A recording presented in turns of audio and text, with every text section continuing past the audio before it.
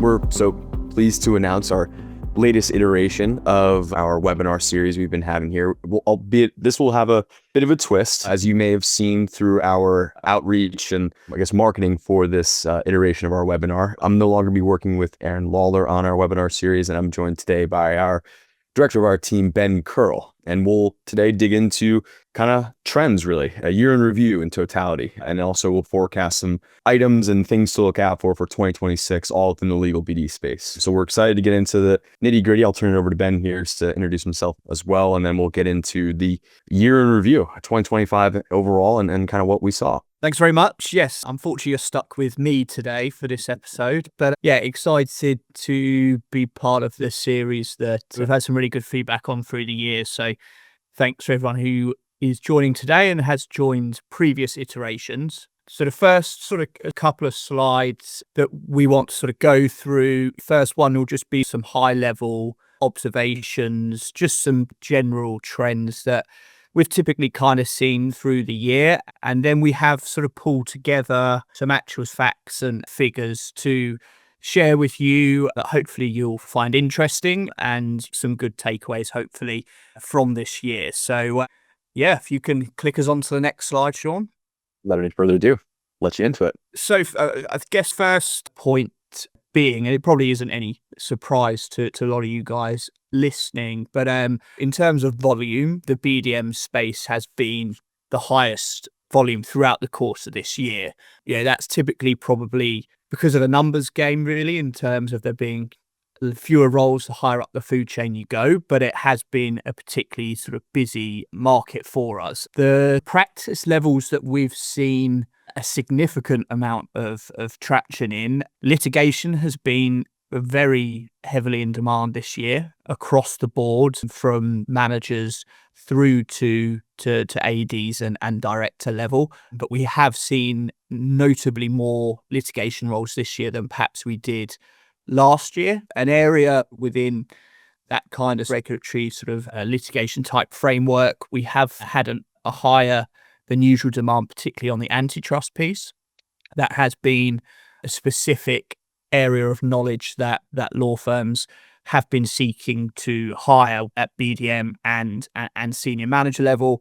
And we've also seen a very big focus on private equity. Private credit has been particularly strong as well, and also M&A. So probably not practice areas that are a shock to you guys, but that's typically where we've seen the focus.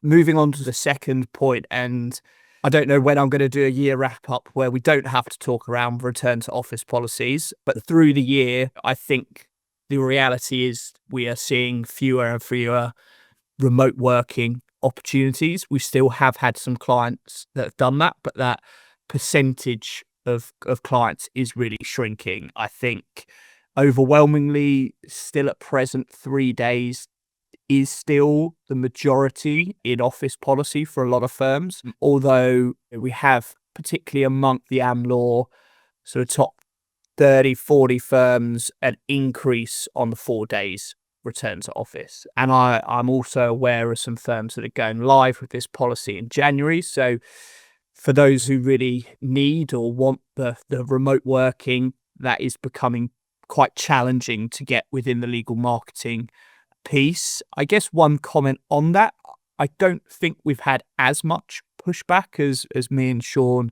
potentially anticipated around the fall. So whether that is people just accepting that that's the way it's going, or this slowly integrated from 2 to 3 to now 4, it's maybe not as big a shock to the system as perhaps it was when we first came out of the end of the COVID rules, really. The third point is quite an interesting one, and I think, speaking from my background of recruiting legal marketing and BD people in London and Europe before coming here, I do think that the client development, client relationship piece, it wasn't as big a focus for a lot of US firms in terms of the team size, but we've definitely seen a big increase this year in firms really looking to build out a centralized client development or relationship function, or integrating those, I guess, roles within a broader practice or sector BD role.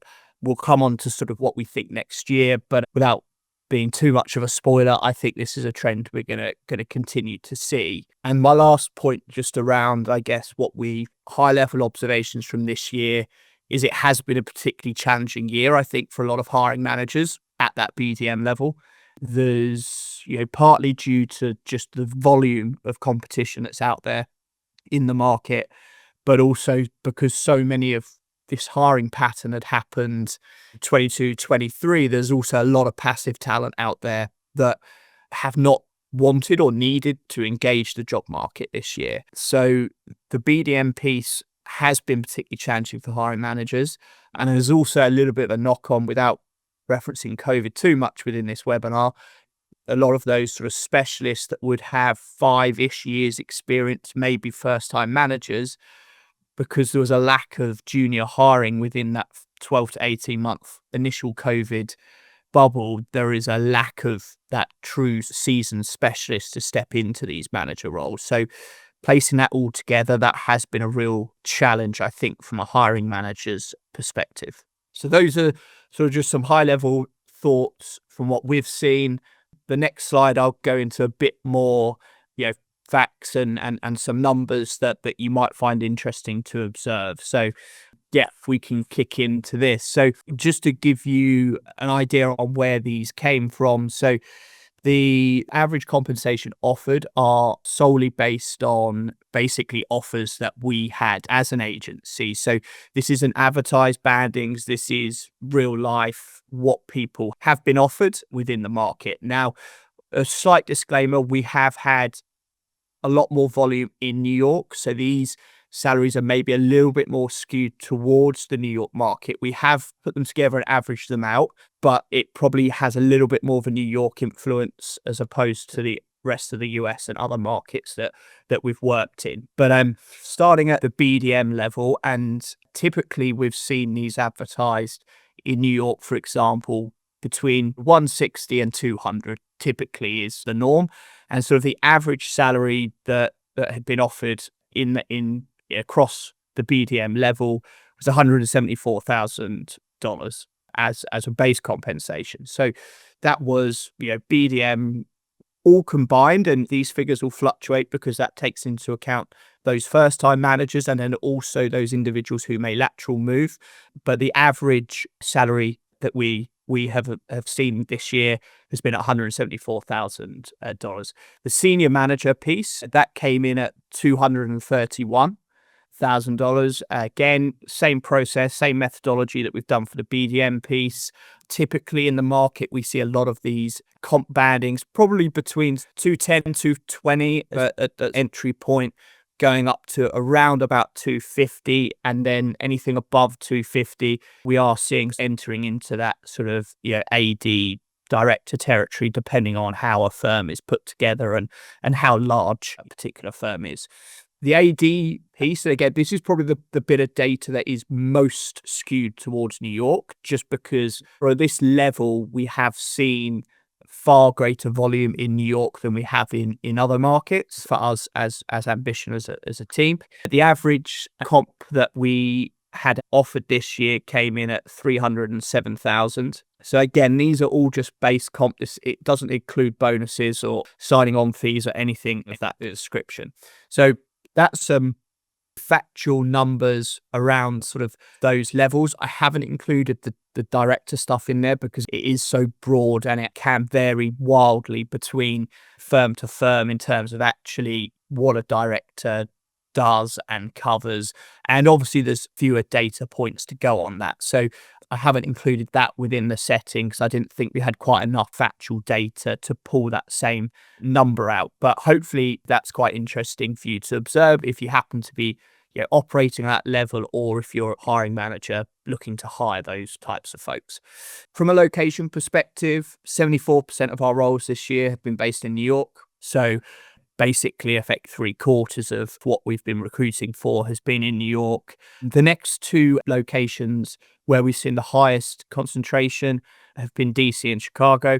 Chicago for us this year was definitely more of a market that we've operated a lot more within than we did in 2024, but Chicago, DC are there. And then across Ambition, in terms of our team here, we've made placements within 7 different cities in the US this year. So despite sort of New York being the optimal area that we've recruited in, we have made placements and helped clients in numerous locations. Coming on to the actual recruitment process. So we ran, again, some data in our system. So again, without boring you too much, whenever we get instructed on a role, we obviously put that into our internal CRM system. And yeah, obviously that records a date at which that's put in. And the average length between us taking on a role and that role becoming placed, so not the person starting, but the person accepting the offer, on average this year has been 73 days. So again, that's incorporating as the BD manager piece all the way up to the director piece. Naturally, within those areas, you would typically see the BDM stuff move a bit quicker than the AD and director stuff. So average number of interviews that we've seen, so typically for a managerial role, it's about 3.5 typically across the year. That jumps up, a little bit when you get to senior manager and AD, and that was just shy of about 5 individual interview processes. So that's typically what we're seeing firms operate from a process perspective. And then the final point in terms of sort of numbers and information that we can get from our work this year, we wanted to run a bit of a piece on basically where individuals were coming from in terms of taking these roles. As we've discussed, a lot of these markets have been particularly competitive and challenging to hire. So we ran some data basically on individuals that we've placed, and 79% of our placements this year have been individuals coming from another law firm. So 79% of every single person we've placed, whether it's a manager, a director, an AD, they've come from working in a previous law firm. This jumps up even significantly more when it's a BD role. So 91% of our BD placements this year have been individuals coming from another law firm. So we're definitely not seeing a trend at the minute where law firms are, despite the challenges in hiring, are looking outside of law firms for a lot of these BD roles. Those numbers do adjust quite significantly when it comes to comms and digital and those areas outside of your general practice BD positions. But I thought that was interesting data to give to you guys because there have been a lot of challenges, but it seems like law firms at the moment are still sticking to their guns in terms of prioritizing that prior legal marketing or business development experience. So those are some sort of facts, figures, hopefully some interesting points on that from what we've seen this year. And I'll pass you back to Sean, who can go through some of the stuff that we think we might see next year, or just stuff that we think would be worthwhile watching out for within the legal marketing space. Thank you very much. And exactly that. We'll be going into, I guess, predictions, hot takes, whatever you want to call it, for 2026 for all things legal BD. I think this year has been an interesting one, and one that might have been a bit atypical as far as hiring went. And we feel that, building off the first point here, we're going to probably see a pretty quick start to hiring in the new year. Normally, you tend to find with some years that there's a bit of a lull or hangover, if you will, post-holiday season, where firms and other entities take their time to get back into the swing of things.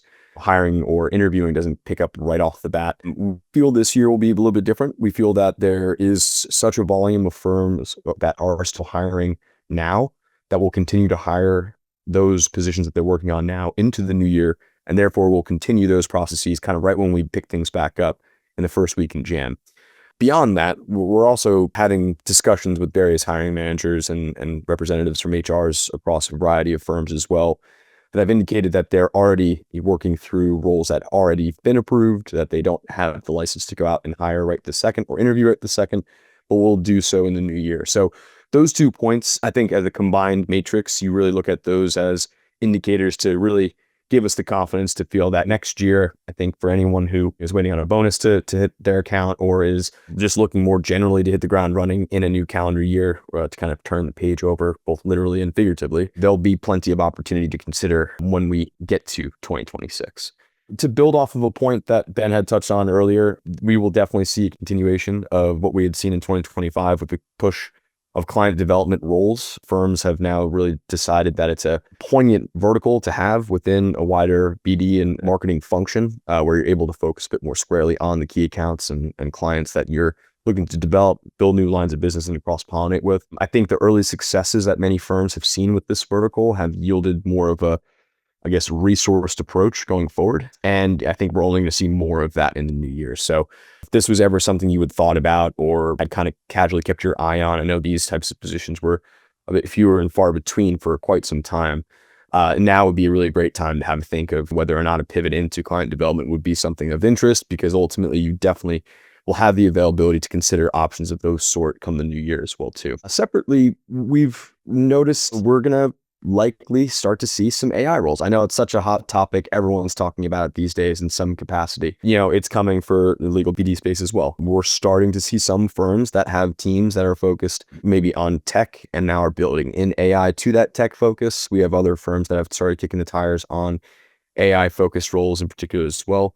So something that we've kind of earmarked is, what does that rise look like, and how, I guess, exponential does it or will it be? Will we see firms really start to energize that type of development within their wider teams? Or if it's a case that's going to be a slower burn, definitely be a space to watch, especially for those that you have largely focused on the tech vertical for the bulk of their career. Obviously, it's a new and more, I guess, distinguishable area of tech that people can really sink their teeth into. So definitely something to watch. Something we've also noticed is the mergers that have gone on over the course of not only the last maybe year, but years plural. It's a case where I think the intercompetitiveness of the space has yielded a different viewpoint of how firms can work their way up the AmLaw rankings, for example, whether it be global firms that have great reputations in certain areas, merging with US and domestically focused firms here to develop their capabilities here. We've seen examples of that in the past. Is that something that will continue? It's kind of the hot button question that we've been hearing from a lot of senior folks within the space, and something that we're definitely looking to keep an eye on and see if firms are going to go make those leaps and, I guess, capitalize on some of the various discussions they may have had over the course of this past year. And the post-COVID managerial hires entering the market. And I think this is going to be something that we talked about in the observation of what we saw in 2025. It's something that we're seeing a lot right now as far as the conversations we're having with candidates. But those that have decided to hold off on searches that, again, we'll look to tackle those in the new year at the managerial level. What will that look like? How will it affect the hiring pace of things? Now, you'll find that more of those passive candidates who weren't necessarily looking to entertain a process as of this part of the year will enter into the space from this point forward. So it'll all be interesting to watch. I think it'll be exciting to hit the ground running in the new year. It'll be a bit different from last year, for example, and we'll give folks a little bit of a fresh take. And I think on top of it too, there'll be a variety of different types of practice area focuses for similar level of roles that'll be out there as well, which I think will also yield more of a specialization with many firms and for candidates as well too. So for all of you listening here who may be wanting to focus on a certain practice area over others, there by and large will be probably an opportunity in the new year, and depending on location and other bits, but could be an opportunity out there for you that could be your cup of tea or something up your alley speak. But that kind of rounds out the, I guess, hot takes, predictions, whatever you'd like to denominate it as, for what we think will occur coming up here in 2026. I guess at this point, Ben, do you have any further points you want to touch on for predictions for the new year? Anything that you had earmarked yourself? Yeah, sorry for going back on that after you've wrapped it up, but I just want to point out something that I should have mentioned when we were talking about the location side. So I think typically what we'll see and continue to see next year, we have certainly seen a lot more roles being advertised in multiple locations. So a real trend that we've kind of seen have been firms looking at necessarily trying to engage the right talent and the opportunity to position it in multiple locations. I think that's partly makes sense because quite often the partners are dotted all around the country. So why do you need it in one location over another? But also I think it's kind of combats the challenges in the market, and it opens up potential talent pools that maybe a firm hasn't explored, and ultimately that also gives opportunity to individuals who maybe aren't based in one particular market to have opportunities to work for a firm that maybe they wouldn't have done before. So I think from looking into next year, I think it is still going to be very competitive. If you flip that onto a personal perspective, there's going to be lots of opportunities for people. But I think that location piece is something that will continue to happen next year, and firms looking at trying to engage talent in different markets for the same role and then hiring based on that individual talent as opposed to a defined location, really. So yeah, that was one bit that I meant to add into the facts piece, but I've managed to, I think, get away with it, putting it in at the end. No further questions from me. Well, I'll be honest, actually, building off that point, it's something now that, in having conversations with a lot of senior leaders at firms, the thing that they're kind of talking about is having those folks that could be in alternative markets raising their hand for roles that they could be really great for. I think that's been something that's been acknowledged amongst a lot of senior leaders, is that there's a wide array of talent across the country here in the US, some of which are in other markets over others. And I think given the ability for different firms to deploy their BD folks in alternative areas, I think it does put the onus back onto candidates sometimes to raise their hand for certain things. If there are certain firms they're really interested in, they want to be very purposeful and intentful with their search. I think there's been a lot more respect garnered off of that from the likes of firms that would be hiring those types of individuals. So just a good reminder for everyone, if there are firms you're really looking to go after or certain types of practices that you really like to tackle, raise your hand, reach out to us, let us know. We're more than happy to support anything that you guys would be willing to look forward to taking forward from there. But all things said, I think that should put a nice bow on things. One second, Sean, before you wrap up. I just wanted to address a quick question that we've kindly put. Sorry, I can't see the questions right now because I'm doing clicking. So it was just to clarify, yes, that the copy of the presentation, we can share that with you, and happy to share the salary and compensation facts and figures that I discussed earlier. So I just wanted to quickly jump in and say that that's perfectly fine. We'll be able to send that out to you guys who've joined us today. And on top of that point, we'll also have our new salary guides for you guys as well too. So keep your eyes and ears out for those. Those will be us collating data for a variety of markets, and we'll be rolling out our new 2026 salary guides very soon. Wow, I can't believe I said that out loud. But yeah, there we are. Well, everyone, thank you so much for taking the time with us today. We both wanted to wish you a happy holiday and a happy new year as well. If there are any additional questions or thoughts that you guys had for us, please don't hesitate to reach out to us via email. We'd love to arrange some time to chat further about things, and really appreciate you guys spending some time with us today. Thank you very much.